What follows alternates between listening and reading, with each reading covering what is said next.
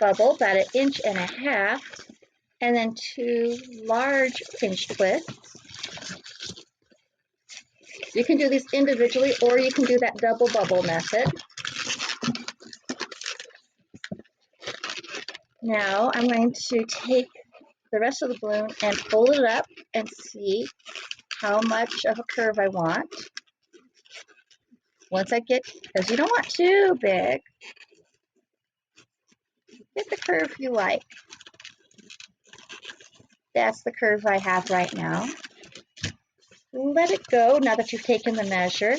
Now here you do 1 pinch twist, about the medium size, and then you do a spacer bubble, and then do a tiny pinch twist, which is about a finger's width.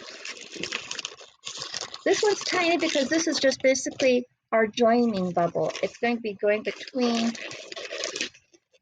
the bell of the sax and the connection point here. Now the rest of the balloon is going to come around that first pinch twist we did here in the center.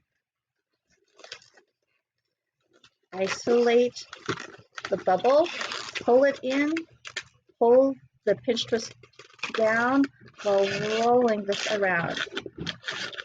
I'm going to go around twice. Now, this is the tail.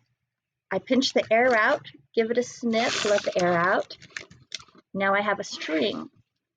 I bend the saxophone back.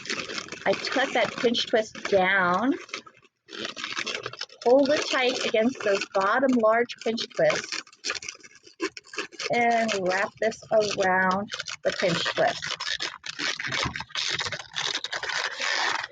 And then I end by tucking it inside the loop. Adjust my bubbles around.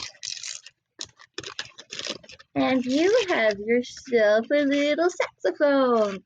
Do, do, do, do, do, do, do, do, do, do. Nicole, I hope you love your saxophone. Have a wonderful day. Goodbye, everybody, and you music lovers.